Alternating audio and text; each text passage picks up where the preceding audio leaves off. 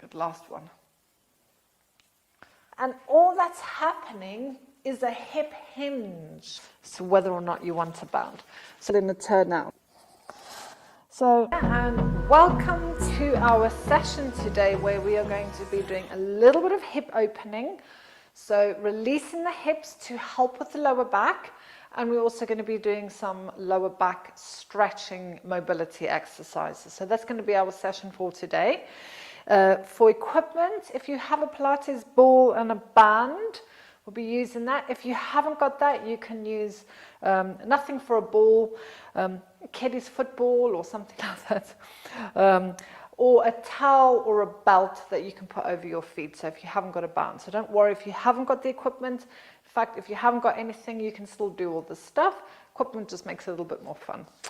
Anyhow, let's get started. So we'll start with what Paul and I call our morning routine. All of our clients know this, and basically it's just introducing movement into your spine. So we'll start off with rotations. Now we want to keep the hips completely still. So as you're going from left to right, I'm going to exaggerate it. What we're trying not to do is just swing the hips. It's not good for the knees if your feet are not moving as well. So the hips want to stay completely still. And if you think of the spinal column, it's literally just the spine moving on top of the pelvis. Okay? So one way you can help to reduce movement in the hips. So when I go to my left, I'm going to gently push the left hip forward. When I go to the right, I'm gently going to push the right hip forward. Going to the left, gently push the left hip forward. You can gaze over your left shoulder as you want, if you want. As I go to my right, push the right hip forward, gazing over the right shoulder. So just carry on with that. Now like Paul can do to the right side very well, and when Paul moves to the left, it's all wonky. So you might have movement in your body, and that can be because of muscles that are causing restriction in certain parts of the body. But what you are trying to do is not move it. Okay, so that's your challenge. Doesn't matter if there is a little bit of movement, but if you're just standing there with no body awareness, that's not really what we're after. So go to the left, send the left hip forward, and then go to the right, send the right hip forward. Good. So just one more each side. This is called rotation of the spine. We're rotating, we're turning, and then come back to the front. Now, I love to do this against a wall. If you've got a cupboard or door or wall that you have access to, really, really handy, and it's going to give you some feedback. So shoulders are against the wall. My feet are maybe an inch away from the wall. Back of the head is against the wall, but I've got a slight chin tuck, so I'm not looking up. And I'm going to take the left hand down towards the knee. And I'm going to come up and take the right hand down towards the knee. So I'm not moving the hips, and the weight is not shifting in the feet. I'm literally from belly button and up, taking that down. Now watch that top shoulder. If there's any restriction or stiffness in your body, your top shoulder is going to want to drop forward. This is why using a wall is really, really good feedback. So I have a lot of stiffness in this side of the back. I did something at Christmas, and it's too much time sitting down doing nothing in lockdown. And it's still struggling with that. Almost feels a bit more like a rib's popped out. So taking it down. Back of the head against the wall, top shoulder against the wall. So each time you do it, can you go that little bit further? And you might be like me, you'll notice that, oh yes, one side's really easy, and oh my God, that's stuck on that side. So what I want you to do now is just stay on your most challenging side. So I'm just going to stay on my right side. We'll just do a couple more. I can feel that starting to release already. Good, last one. Good. And then bring yourself back up. We're going to turn to, I'm going to turn to the side for the first part, and then I'm going to go back against the wall. Now, often, let me demonstrate what we'll do. So we're going to do roll downs. But traditionally, or more commonly known as, people go all the way to the floor, and then come back up. And now I'm going to exaggerate what we're trying to avoid. So watch my hips compared to where my ankle is. So what people do is they hinge the bum backwards, and all that's happening is a hip hinge. And because I want to really focus on spine mobility, I want the legs and the hips to stay in exactly the same place. So what we can do is stand against a wall. Now, just health and safety, you might go down too quickly and fall flat on your face because your weight's going to be shifted to the front part of the foot. So as you go down, chin to chest, pull the tummy in, and I'm keeping my lower back against the wall. So you can see my hands probably get round about the knee area. If I try and go any further, I'm leaning forward into it. Relax your neck and your arms, and then come back up. So this is encouraging what I call true flexion of the spine. It's making you bend from the spine rather than any hip movement. So if you haven't got a wall, the feet are under the hips, trying to keep this upright as I drop, say mid-back, upper back. True flexion. Have a little shoulder roll when you get to the top, and we'll just do one more, chin to chest. Relax your arms, and then bring yourself up. Good. Last little one. This is a lovely routine that you can do when you get out of bed in the morning, nice and gently, just to shake all the stiffness off. And the last one we're going to do is we're going to bend the spine backwards, which is an extension. So you can have your hands on top of the bony part of the pelvis there. You can have your hands that way. And I like to have the hands in a bit of a fist on this bony part of the back of the hips. So it just depends on how long your arms are as to which one you're going to prefer, or even the range that you've got in your shoulders. So have a shoulder roll and then squeeze your shoulder blades together. Engage your bum cheeks and just start to introduce a little back bend and then come back up. So we're not after throwing the head back and losing your head on the floor behind you. Like I personally like to keep the chin slightly down as opposed to take the head up. Entirely up to you. My necks don't like things like that. Good. Last one. So try and pull those elbows closer and closer together at the back. Good. And then come back up. Lovely. So that is a very simple morning routine that you can do every day. And we're going to come down onto the mats now. So one thing that can cause back mobility issues is hamstrings, tight hamstrings. So yes, if we're going to stretch off the back of the leg, we do need to stretch off the front of the hip as well. Otherwise, we can actually make the problem worse. So we're going to stretch off hamstrings and then we're going to stretch off the front body. But let's just start.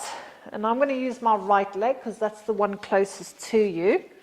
And I've got a block under my head. You don't have to have anything. You can have a little cushion. It's going to depend on the shape of your neck, so whether or not you want to bound.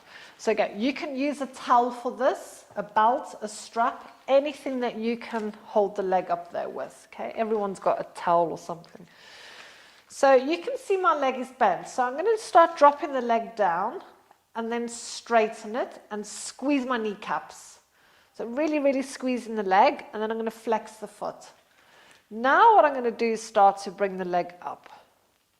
So I haven't done much heat building on my legs this morning. So this right leg is quite stiff. Now, if you've had a hip replacement, with your band, I'm going to just let go. Your angle of pull is not down there. The angle of pull is coming this way. Because what the band is actually doing is helping your foot to flex. So that's pointing the toes, that's flexing. So point and flex.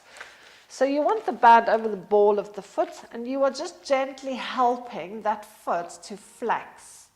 So imagine you're going to put a footprint on the ceiling, and it's the heel that touches the ceiling, not the ball of the foot. trying to keep this straight. And what flexing does is it targets the back of the calf over there.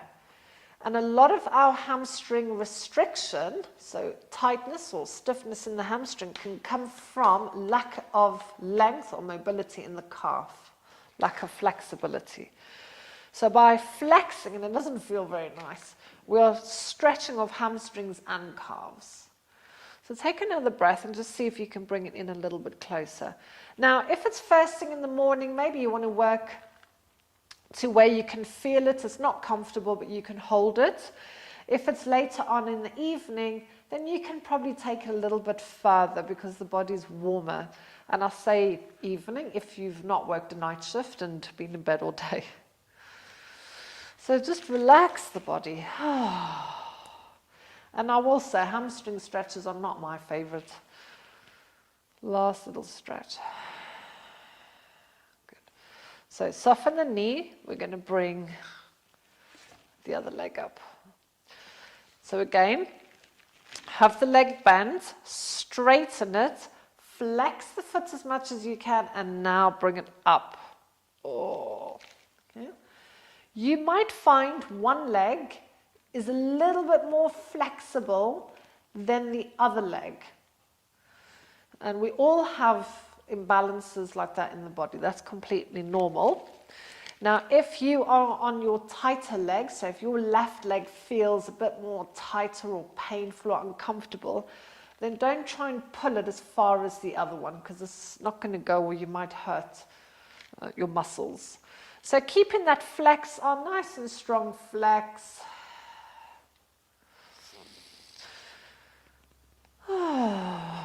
So when we're trying to develop length in muscles, that's called developmental stretching, we need to hold for at least 20 seconds. So if you feel that your legs are down there and you want to work on that, then this is something you really need to do every day.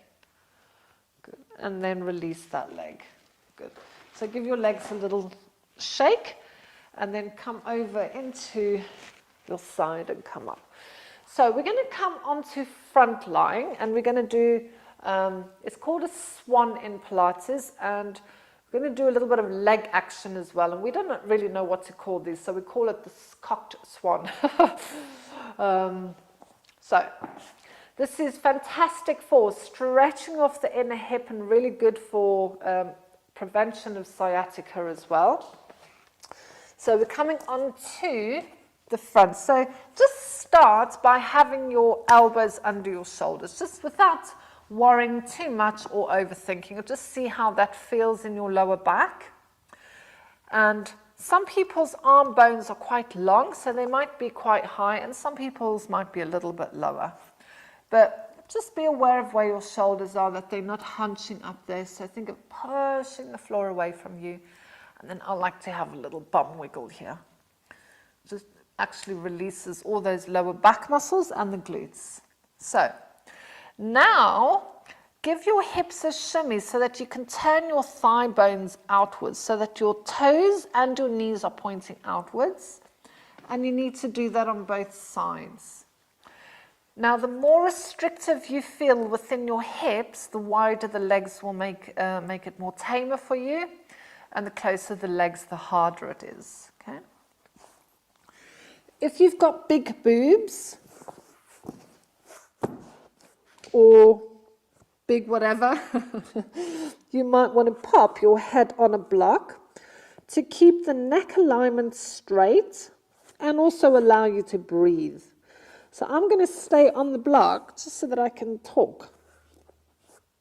Your hands are in a W position next to your body. So the hands are kind of in line with the head, and they're wider than the elbows, so they're further away from the head than my elbows. So we're going to start with a baby swan first. So pull your belly button in and just gently push your pubic bone into the mat. Now from here, I'm going to send the back of my head up towards the ceiling. So I'm still looking down. And then pull the shoulder blades towards the spine. And just see how high you can come up without using your arms. So how do you know if you're not using your arms? You should be able to take your hands away.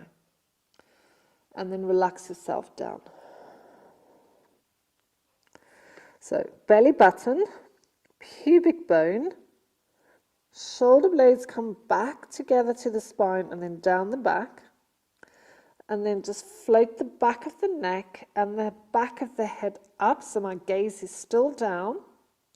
You're going to find the glutes are kicking in a little bit more, that's fine. How high can you come without using your hands? And then relax down. Good, so let's take this a step further. Belly button in, pubic bone into the mat, shoulder blades come together, float the head up, using your back strength. Now you might be here, it doesn't matter.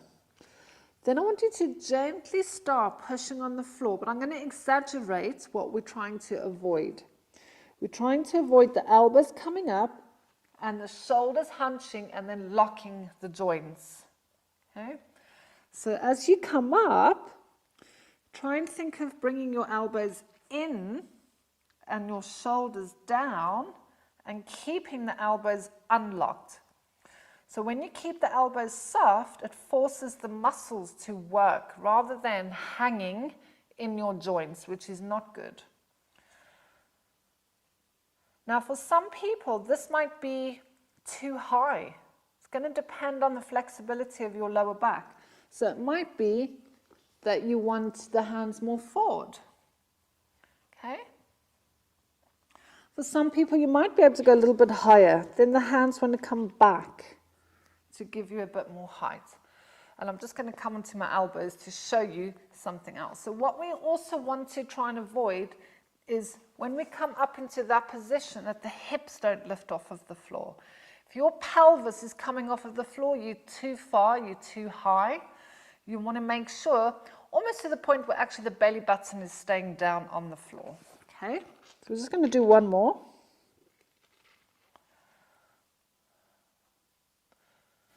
So it's better to have the chin slightly down than looking up, squishing the back of your neck, and then come down. So bring your hands under your shoulders, bring yourself up.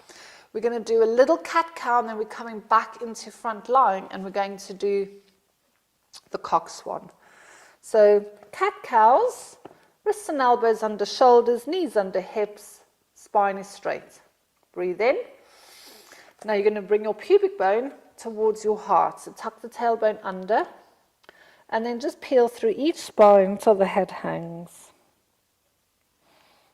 And then lift your heart, lift the tailbone. We are just moving the spine.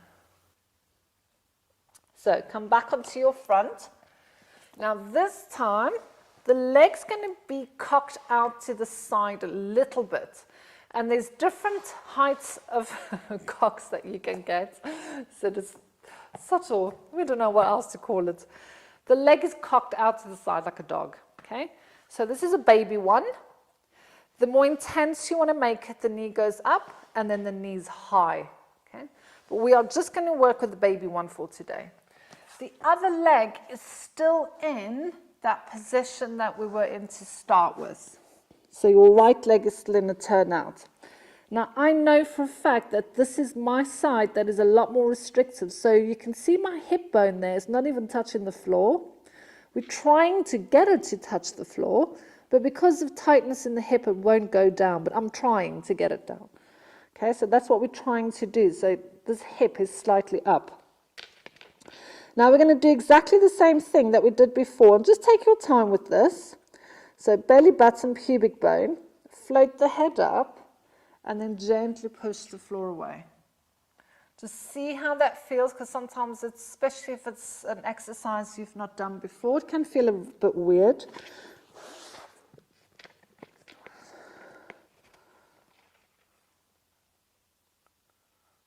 So remember, I'm trying to keep both hips touching the floor. The left one is slightly lifting, and I know there's a tightness in those hip muscles. I'll just do one more. Belly button, pubic bone, float the head up. So remember, when you come into this position, just pull the elbows in, shoulders down, soften the elbows. Good job. So bring that left leg in, switch sides. So you might be able to see now that my right hip is touching the mat. So it looks a lot more flatter across this part over here. So you might notice a big difference in yours as well. So we'll just do 3 on this side. Belly button, pubic bone, and then float up. So I know for me, this is a lot easier on this side. Now, if you have a really distinctive difference between the sides, switch back to your challenging side. So I would switch back to my left side because I know there's such a big difference between the two. If you're not sure if there's a difference, then just carry on. Last one. And then bring yourself down. Good. Bring your hands under your shoulders. And again, little cat-cow. Just a nice way to loosen the back off.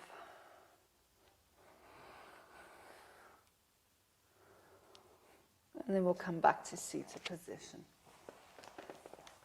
Oh, lovely. So, I'm going to do an exercise called spine stretch. And so we've done this, maybe if you've done some of my lower back classes before, you've done this one. So we're going to have the legs hip width apart, or maybe a little bit wider. And I'm actually going to put the ball on the floor in front of me. Now, if you haven't got a ball or anything, it doesn't really matter. Don't get fixated on the ball. You can just use your hands, okay? We're actually going to have a play with leg width. So often, again, we do Pilates teacher training, and what we try and teach people is there isn't one position for our body to be in. Often books will say have the legs hip width apart, but our legs do more than just work hip width apart. So we like to train the body in all different positions. So sitting tall. If you're prone to sciatica or this is agony and your back's rounding, sit on a block. It will give you a little bit of space. Breath in. So chin to chest. As you breathe out, just start to send the ball forward and try and get your head in between the knees. As you breathe in, come back up. And we carry on. Exhale, chin to chest, trying to get the head down. Reaching the hands forward, feet are flexing, so curling back. Breathe in, come back up. We'll do 2 more.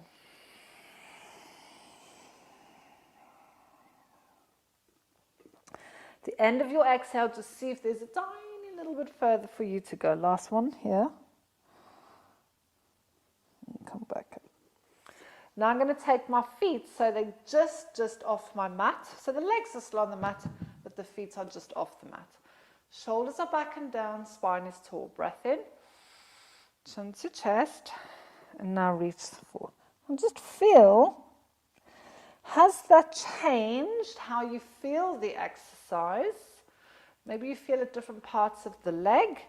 Maybe you feel at different parts of the back.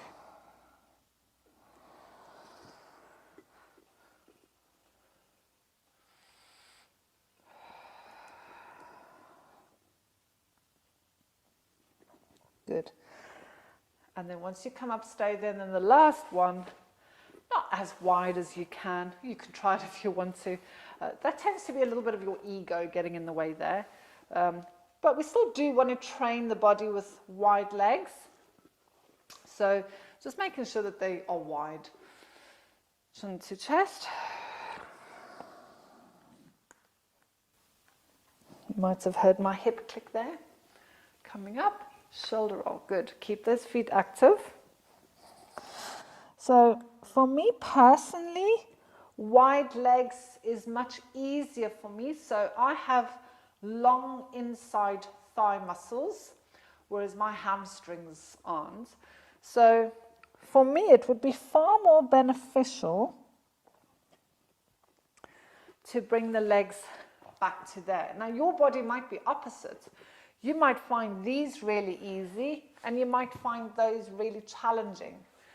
So go to the one that you found the most challenging. Okay, we're going to do 4 more.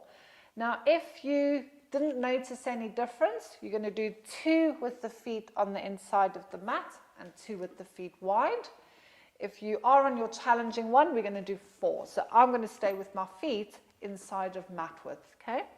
Sitting nice and tall, breath in, chin to chest, trying to round.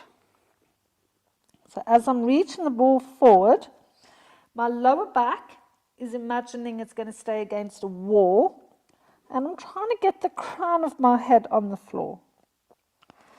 Bring myself back up, grow nice and tall, have a shoulder roll. 3 more. Now, I am mentioning breath, but just breathe. You will probably find that your body will naturally want you to do an inhale and an exhale at certain parts of the move. The only thing you don't want to do is hold the breath. We always want to keep breathing, so just keep breathing. We're not going to hurt yourself if you breathe in the wrong time. You'll probably find, like in this position, it's quite challenging to inhale. And then bring yourself back up again. Good. So, I'm going to face the front. I absolutely love, love, love the next exercise. I might just move my mat a little bit. Because the first time I did this, I felt such a huge relief and release in the bony parts at the back of the pelvis called the sacrum. And there isn't generally much mobility there because it's a bone structure. But the pelvis is made of 2 halves, and you have pubis symphysis in the middle at the bottom, and you've got the sacrum at the back. And there is a very, very gentle movement between them. Because if you think of women, they need to have childbirth, the pelvis should be able to open up to allow for childbirth. So they can move. It's not one bone structure. There's a lot of bone structures put together. So this helps movement in the sacroiliac joints, a little bit of freedom in there. So I really do like this one.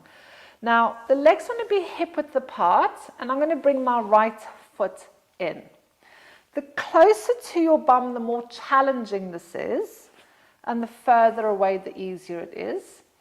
And depending on how mobility you are, how mobile you are, it might be that you need to take that foot out a little bit. Because you might have a belly and boobs or whatever, maybe you're just like really stiff. Or if that fails, you can put that leg onto the inside. Doesn't quite get the sacroiliac joint that well, but you're still going to get a hamstring stretch and a lower back stretch. Okay? So, from here, both of my hands are on my thighs, breathing in, chin to chest, and I'm just going to start to send my hands down towards the foot. Now be aware that your bent knee is going to want to pop out. So you need to keep the knee almost hugging that shoulder. And then breathe in, come up. I'm going to do 3 more on the side.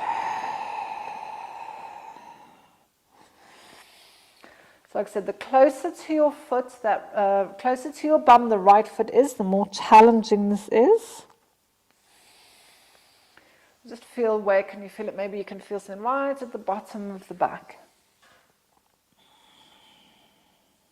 Good, and then once you come up, stay there. Now, what you want to do is when you bring your other leg in, it needs to be the same distance from your bum as the right foot. Otherwise, you're going to get a misreading of which side feels tighter when we come to looking at how they feel. So you want to make sure that they were both the same distance from the bum. So now I'm going to go to my right leg. And I do know that this is my more challenging side. So breathe in and then exhale. So you can see I can just about get to the toes. And remember, there's no judgment about your tighter side or your weaker side. We all have these imbalances. Even ballet dancers, even gymnasts tend to be more dominant on one side. It's like if you're a dog walker and you always walk your dog on the left side, that's going to impact the body. Good. And then once you come up, you're going to pick your tighter side again. So I'm going to stay on the side. We're just going to do another 3.